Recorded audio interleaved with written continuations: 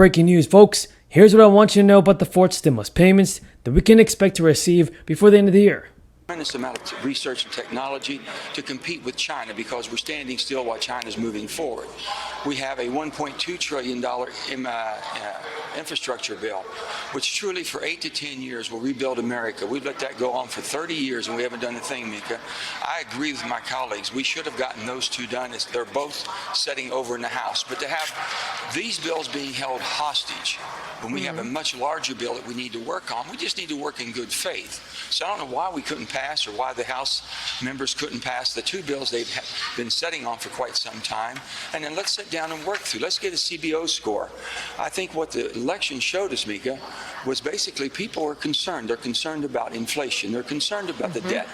No, we don't talk about it, but they are concerned. I can tell you back home in West Virginia, gas prices are enormous. People are having a hard time driving to work and paying $20 or $30 more to fill up. They're going to the grocery stores and getting 30% less. They're about ready to face a very bad winter, we're told, at much higher prices. So yes, I think we should be upfront, honest, and transparent with American people and do what we can afford to do. So you've just described the realities surrounding exactly why these bills need to get through. What is it? I've got a checklist here. I'll write it down. What is it going to take to get to yes? Well, to get to yes is first to find out what the real cost is, what we're talking about. We're using 10 years of revenue to basically supply 1 or 2 or 5 or 6 years of services. And that's not the true cost. The true cost would be 10 years to 10 years. So if you have 10 years of revenue, then you would think that if we put a program in place, that program would last 10 years too. This all needs to come forward, and we need to have a CBO score. The Congressional Budget Office truly puts a score to this. But Mika, the only thing I would say is the rush to this, and I've said this long before, I truly believe that we need to slow down. I truly believe that we need to wait. One, the price tag is being manipulated, and I think it's a fraud, and we'll ask the warrant people to come and explain their analysis. There's some provisions in this bill that are just mind-blowing to me. I believe climate change is real. I think electric vehicles will help solve the problem over time. There are tax credits in the tax code today to incentivize people to buy electric cars in the name of expediting lowering emissions in the transportation sector. And electric vehicles will certainly do that over time. Well, what's happened in the House bill? They've changed the electric car tax credit in the following way. The $7,500 tax credit is now available under current law to all these people who make cars. Endorsed the framework as the White House announced it, as the president announced it, and we actually said we will go with this framework. And the speaker made the decision to put paid leave in. We fully support it, but that's a piece that we have to work through. Everything else, Mika, has been negotiated. Okay. So everybody's talking about the politics of this, and I'm curious your reaction to the realities of it, the aspiration of it.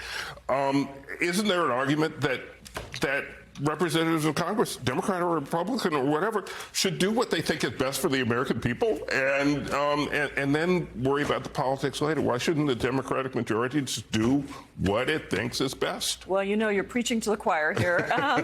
Look, I think that people are frustrated because we passed a $15 minimum wage back in February in the House.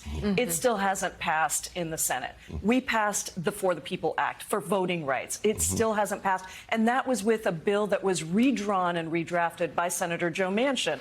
Chuck Schumer now wants to change the filibuster. That's after Republicans blocked the new voting rights bill. And changing the filibuster could allow Democrats to pass financial relief for Americans. And that includes another round of stimulus checks. So some Americans are owed stimulus payments of up to $1,100 as soon as this week. These payments are a part of the second Golden State stimulus package in California. And the second round is set to hit bank accounts this week.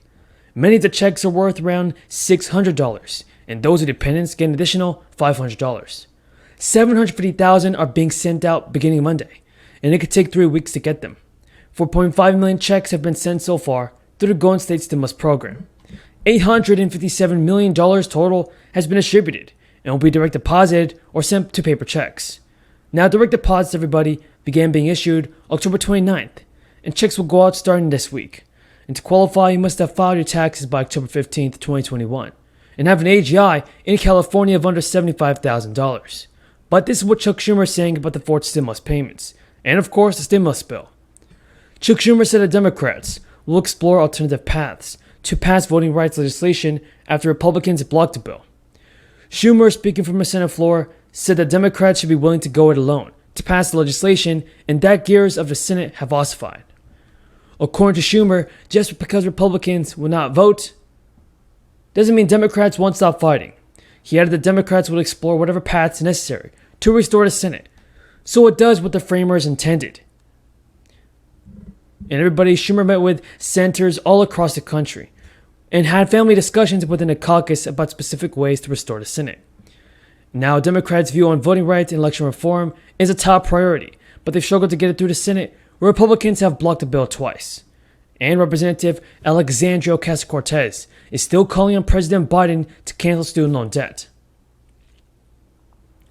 In her comments, the Congresswoman referenced the president's Build Back Better spending plan, which has been successfully whittled down by moderate lawmakers.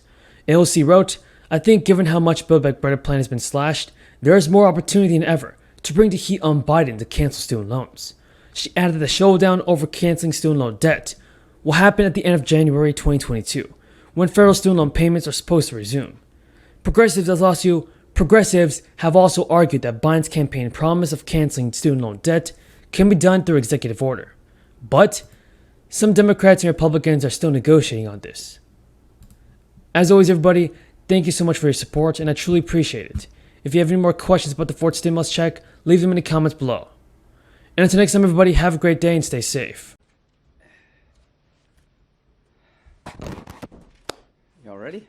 Yes. I got a sellout.